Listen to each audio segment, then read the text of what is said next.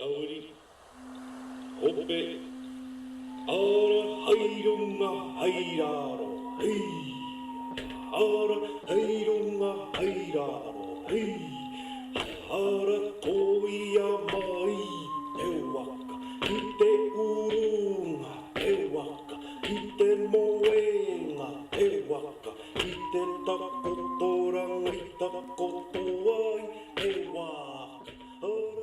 Well, this trip has been connected to lots of other trips that have gone before. Really, all the way back into 1985 when I first went into Peru. Though we have a plan, we do this, we're going to go here, we're going to do that, but the real plan has no structure. It's all about just letting the heart unfold itself. These journeys are actually adjustments on the Earth's energies. There are actions that indigenous people have been involved in their culture that have distorted the energies of the Earth. And these distortions had to be corrected in order for the end result, which is all of humanity to ascend into a higher level of consciousness. We eventually needed certain people to become involved. Now, I couldn't do these things by myself or with a small number of people. They required a representation of the entire Earth to be there. And these were the prophecies of these indigenous peoples. They had prophecies that these circles of people from all over the world would come. And so we were fulfilling these prophecies of these different tribes everywhere. Each time it would be people coming from all over the world, and they were holding, this was not me any longer. This was the circle itself functioning with the circle of the indigenous people. And so each person was holding a vibration. It's just like musical notes. All those musical notes or vibration create a sound.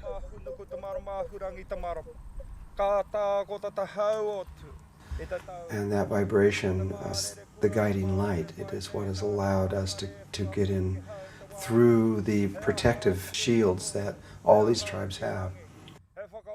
You can come to New Zealand, and I think you can come as a tourist, and you can really appreciate the natural beauty, but the depth of the experience that Drunvalo was able to offer, because we actually spent time with the indigenous people here, who are the Maori, and I'll tell you, the heart connection with those folks was so deep. I don't know, I've never had a trip where every single aspect of myself was so fulfilled. It was being surrounded by people who are in the throes of learning to live from the heart, that you almost become buoyant in that with them.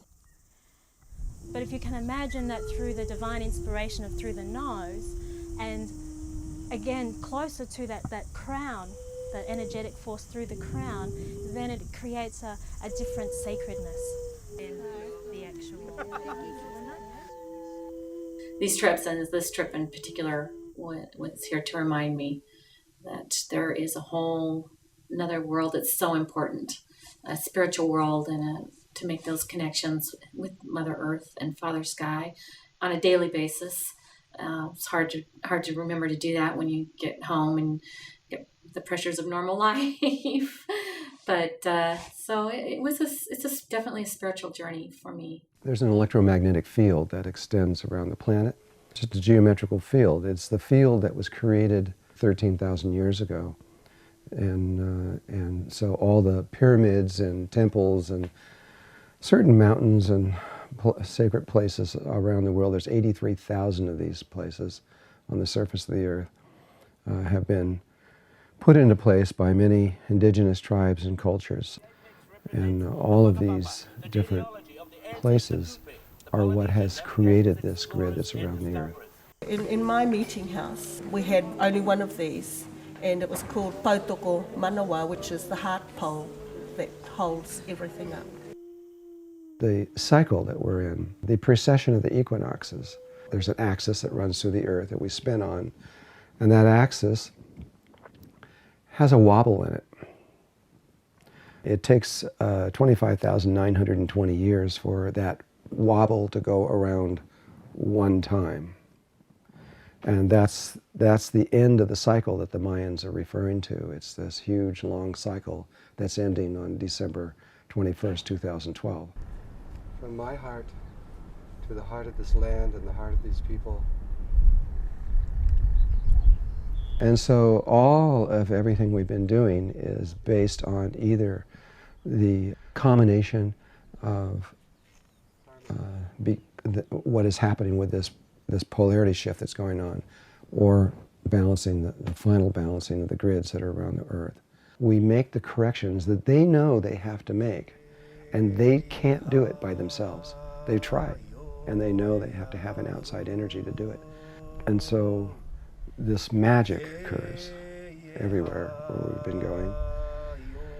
And we've stepped through different places, and now this one, where we are in New Zealand, we're now entering into the oldest, very oldest people in the world. These are the beginning indigenous tribes, the beginning cultures of the world that go all the way back to Lemuria, go back long before Atlantis, and actually go all the way back to the beginning of the human race, which was a little over 200,000 years ago. And humankind was brought here to continue growing.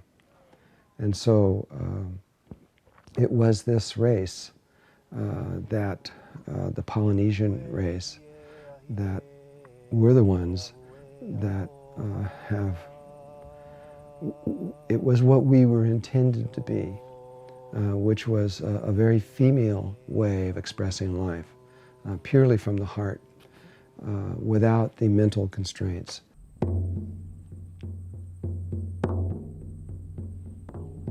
What's about to emerge is something really beautiful. It's nothing to be afraid of. It's nothing to resist. It's best just to allow this whole thing to happen.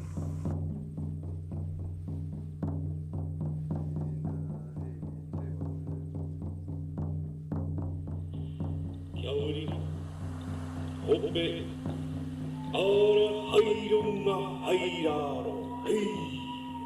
Ara hairunga hairaro, hey. Ara toia mai te waka, I te urunga te waka, I te moenga te waka, I te taka